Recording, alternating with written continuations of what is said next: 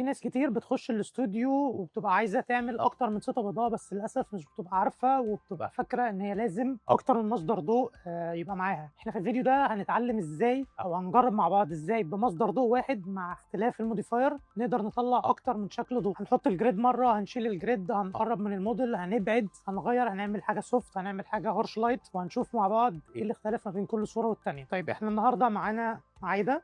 هنبتدي باول موديفاير معانا هو الستريب بوكس، هنخليه هو المين بتاعنا وهنشوف اقدر اطلع بيه كام سيت اب اضاءه. ده الستريب بوكس اللي هو 30 في 120، ومعانا الهيد الليد 600 البي ام. اول حاجه لازم اتاكد ان الهيد نفس التشانل اللي انا عاملها في التريجر علشان لما اجي اصور الهيد يضرب معايا. انا عامه لما باجي اغير الهيد او اجي احركه او اجي ارفع الهيد بحب ان انا ابقى ساند عليه عشان لما اجي ارفعه ما يتحركش معايا، بيبقى بديله ثبات اكتر. زائد ان انا لما اجي اصور لازم يبقى الهيد على نفس الرجل اللي هي الطويله علشان مع الحركه ما يقعش معايا. ده بيبقى اكتر في الاوت دور. في الاندور بيبقى الحركه محكومه شويه، بس برضو هو الموضوع تعود. اول حاجه باجي اعملها لما باجي اخش الاستوديو بتاكد ان السيتنج بتاعتي ان الاضاءه دي هي مش ظاهره معايا.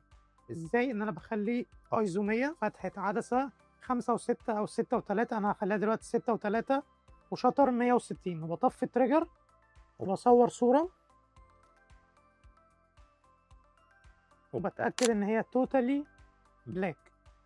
فمعنى كده إن الكاميرا هي مش شايفة الإضاءة اللي إحنا فيها دي، فأي حاجة الكاميرا هتبتدي تشوفها هي اللي أنا هعملها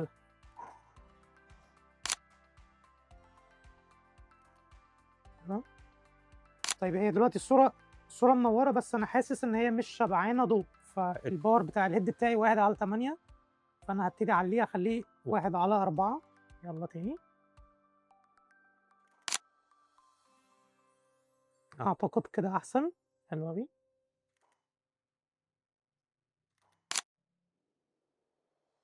حلوة، ممكن أجربها أبيض وأسود.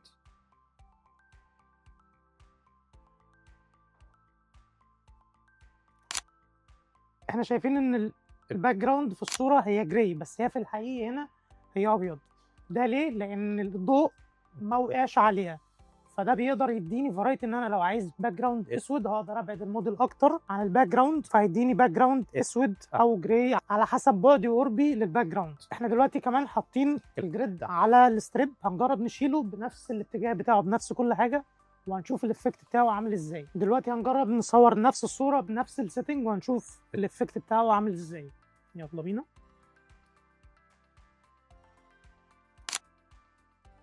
هنلاحظ ان الضوء زاد شويه على وشها لان الجريد كان بيحكم الضوء وبيبقى سبوت عليها، فلما احنا شلنا الجريد الباك جراوند نورت اكتر ووشها نور اكتر. هنجرب نغير الزاويه بتاعته ونشوف الافكت بتاعه عامل ازاي. هو كده اقرب ان هو يبقى سايد لايت او سبليت لايت. حلو، بس خلي بقى وشك ناحيه كده لان الضوء من هنا. ايوه حلو.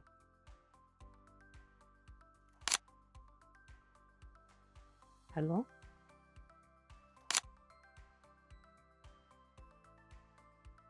حلو.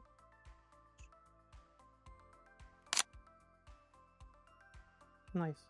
هنجرب دلوقتي نستخدم ارخص موديفاير ممكن اي حد يشتريه وهو الامبريلا، وهنشوف الافكت بتاعه عامل ازاي. ودي الامبريلا الريفلكت، فلازم عشان اصور يبقى اتجاهها كده للموديل.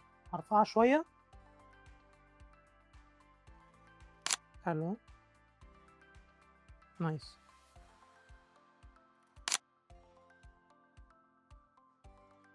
حلو أوي.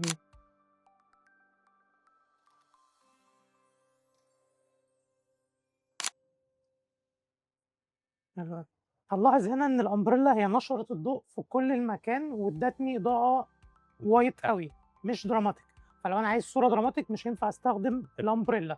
هجرب بقى استخدم الاوكتا واشوف الافكت بتاعها عامل ازاي. طيب دلوقتي احنا معانا الاوكتا ال 120، واكتر مكان الناس بتحب تستخدمه فيه هي زاويه 45 علشان بينور لي اكتر جزء من الموديل، وبيبقى الناحيه التانيه ستيل في شادوهات بس تبقى سوفت شادو. فاحنا هنشوف الصوره وهي عامله كده وهنحاول نغير شويه في اتجاهاته ونشوف هيديني افكت عامل ازاي. في بس غلطه انا بلاقي ناس كتير بتعملها ان هي بتستخدم الاوكتا كده، هو ده غلط. مش غلط قوي بس هيديني افكت مش محبب للعين. هنبص برضه على الصوره شكلها كده عامل ازاي والصح بتاعها عامل ازاي. خليكي باصه ستريت ليا. اه. طيب احنا زي ما احنا شايفين دلوقتي ان الشادوهات تقريبا هي طالعه لفوق، فده شكل مش محبب ومش حقيقي. الاحسن ان احنا بنرفعها اعلى من الموديل شويه وبنتلت داون علشان تبقى واقعيه شويه. حلوه. طيب احنا زي ما احنا شايفين دلوقتي هي عشان عايده بصالي، فنلاقي الناحيه التانيه من وشها في شادوهات. فانا ممكن اعمل حاجتين، يا اما احرك الزاويه كده علشان الناحيه التانيه تنور اكتر، او اخليها هي تبص لناحيه الاضاءه. فانا اخليها تبص ناحيه الاضاءه عشان مش قادر احرك حاجه. بصي ناحيه الاضاءه اكتر. حلو قوي. حلو قوي. زي ما احنا شايفين ده الافكت بتاع الاوكتا، بس الاوكتا ال 120. الباك جراوند هنلاقيها منوره مظبوط، سنه جري برضو لان مفيش ضوء واقع عليها، بس مش زي الجري اللي احنا كنا مستخدمين بيه الستريب. هنشوف دلوقتي هنحرك الزاويه بتاعتها ونشوف الافكت بتاعه عامل ازاي.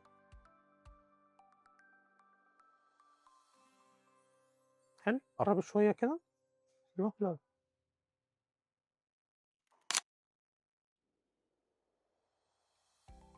الزاويه اللي احنا استخدمناها دلوقتي مش كتير يعرفها او مش كتير بيحب يستخدمها، وهي كأن انا عامل لها ريم بس بالاوكتا. بس طبعا عشان الاوكتا هي حجمها كبير فبينور لي وشها وانا بصور من الناحيه دي، فانا بصور من الناحيه الضلمه اللي هي اسمها الشورت لايت. فدلوقتي هنشوف الصوره عامله ازاي. حلو قوي. يلا بينا. حلو قوي. حلو، هجربها بلاك اند وايت.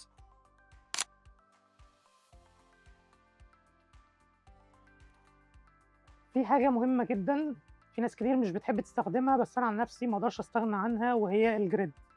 الجريد هنجرب نحطه على الاوكتا دلوقتي ونشوف الايفكت بتاعه عامل ازاي. طيب احنا دلوقتي ركبنا الجريد على الاوكتا، هنشوف الصوره بتاعتها تبقى عامله ازاي.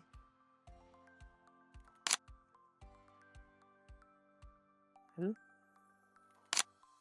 طيب احنا هنلاقي دلوقتي ان الجريد حكم الضوء اكتر ووجهه عليها، ما بقاش فيه ضوء واقع على الباك جراوند وما بقاش فيه ضوء كتير عليها، فبقت عامله صوره دراماتيك شويه. هنجرب نصور كده كام صوره ونغير السيت.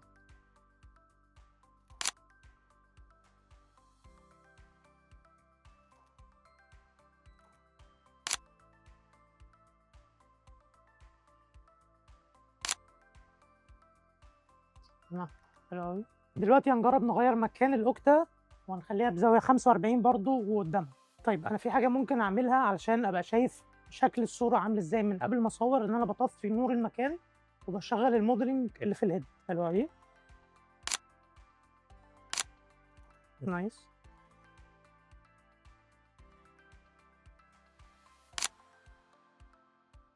حلو جدا. لاحظ هنا ان الايفكت بتاعه بقى تركيزه اكتر عليها، الباك جراوند بقت جراي شويه مش زي لما كنا مش حاطين الجريد. ليه؟ لان تاني الجريد بيحكم لي الضوء، بيساعد ان هو ما ينتشرش في كل مكان.